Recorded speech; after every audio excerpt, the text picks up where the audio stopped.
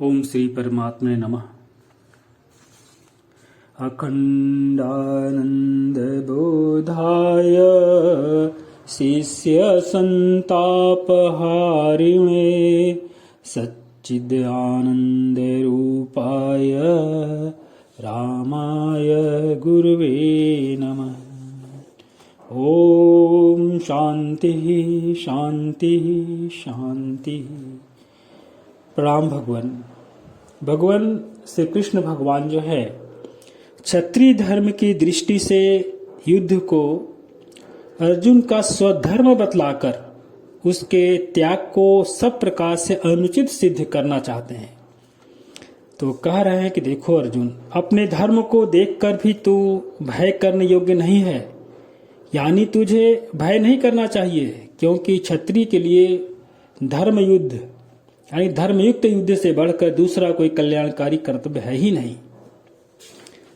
कह रहे भगवान के हे पार्थ, अपने आप प्राप्त हुए और खुले हुए स्वर्ग के द्वार रूप इस प्रकार के युद्ध को भाग्यवान यानी क्षत्रिय लोग ही पाते हैं, किंतु यदि तुम इस धर्मयुक्त युद्ध को नहीं करेगा तो स्वधर्म और कीर्ति को खोकर पाप को प्राप्त होगा तथा सब लोग तेरी बहुत काल तक रहने वाली अपकृति का, जो तुम ना कह रहे हो युद्ध करने के लिए, तो ये तुम्हारी अपकृति है और इस अपकृति का भी कथन करेंगे। और मानवीय पुरुष के लिए अपकृति मरण से भी बढ़कर है, और जिनकी दृष्टि में तू पहले बहुत सम्मानित होकर अब लघुता को प्राप्त होगा, वे महारथी लोग तुझे भय के कारण युद्ध से हटा हुआ मानेंगे।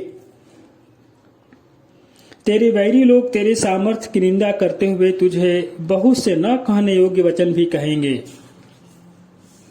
उससे अधिक दुख और क्या होगा? या तो तू युद्ध में मारा जाकर स्वर्ग को प्राप्त होगा अथवा संग्राम में जीतकर पृथ्वी का राज्य भोगेगा। इस कारण हे अर्जुन, तू युद्ध के लिए निश्चय करके खड़ा हो जा। जय पराजय, लाभ हानि और दुख सुख समान समझकर यदि उसके बाद युद्ध के लिए तैयार हो जा, तो इस प्रकार युद्ध करने से तू पाप को नहीं प्राप्त होगा। हे पार्थ, यह बुद्धि तेरे लिए ज्ञान योग के विषय में कही गई है, और अब तू इसको कर्म योग के विषय में सुन। जिस बुद्धि से युक्त हुआ तू कर्मों के बंधन को भली भांति त्याग देना यानी सर्वथा नष्ट कर डालेगा। जिस बुद्धि से युक्त हुआ तो कर्मों के बंधन को भली भांति त्याग देना यानी त्याग देगा यानी सर्वथा नष्ट कर डालेगा। और इस कर्मयोग में आरंभ का अर्थात बीज का नाश नहीं है और उल्टा फल रूप दोष भी नहीं है, बल्कि इस कर्मयोग रूप धर्म का थोड़ा सा भी साधन जन्म मृत्यु रूप महान भय से रक्षा कर लेता है। और हे अर्जुन, इस कर्मयोग में निश्चयात्मिका बुद्धि एक ही होती है, किंतु अस्थिर विचार वाले विवेकहीन सकाम मनुष्यों की बुद्धियां निश्चय ही बहुत भेदों वाली और अनंत होती है।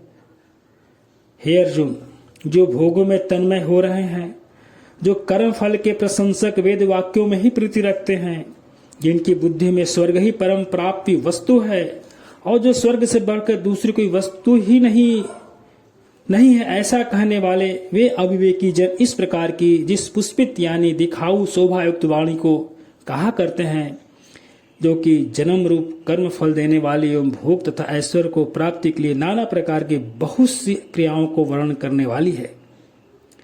उस वाणी द्वारा जिनका चित्त हर लिया गया है, जो भोग और ऐश्वर्य में अत्यंत आसक्त हैं, उन पुरुषों को परमात्मा निश्चयात्मिका बुद्धि नहीं होती।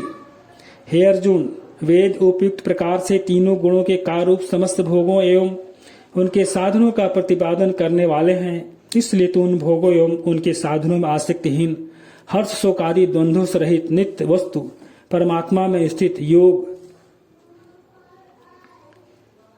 यानी अप्राप्त की प्राप्ति का नाम योग है, और क्षेम को यानी प्राप्त वस्तु की रक्षा करने का नाम क्षेम है।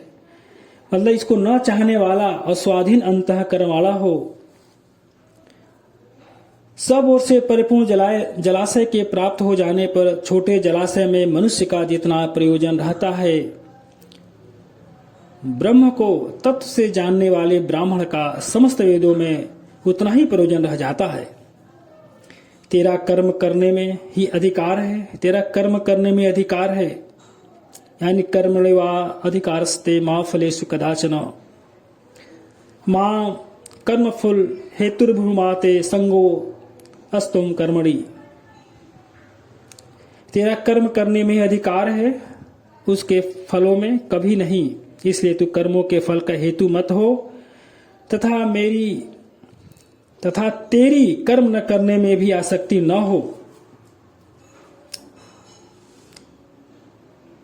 योगस्थ, हे धनंजय, तू आसक्ति को त्याग कर तथा सिद्धि और असिद्धि में समान बुद्धि वाला होकर योग में स्थित हुआ कर्तव्य कर्मों को कर। समत्व ही योग कहलाता है, यानी जो कुछ भी कर्म किया जाए उसके पूर्ण होने और न होने में तथा उसके फल में समभाव रहने का नाम ही समत्व है। बुद्धि योग से सकाम कर्म अत्यंत ही निम्न श्रेणी का है। इसलिए हे धनंजय, तू सम बुद्धि में ही, यानी जो कुछ भी कर्म किया जाए उसके पूर्ण होने और न होने में अथवा उसके फल में समभाव रहो। हे धनंजय, तू समबुद्धि में ही रक्षा का उपाय ढूंढ, अर्थात बुद्धि योग का ही आश्रय ग्रहण कर, क्योंकि फल के हेतु बनने वाले अत्यंत दीन हैं।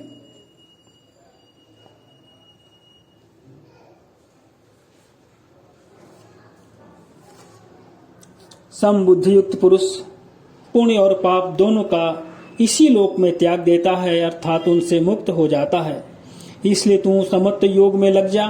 यह समत्व योग ही कर्मों में कुशलता है, अर्थात कर्म बंधन से छूटने का उपाय है। प्रणाम भगवान। क्योंकि समबुद्धि से युक्त ज्ञानी जन कर्मों से उत्पन्न होने वाले फल को त्याग कर जन्म रूप बंधन से मुक्त होकर निर्विकार परम पद को प्राप्त हो जाते हैं। प्रणाम भगवान। ओम श्री गुरुवे नमः। ओम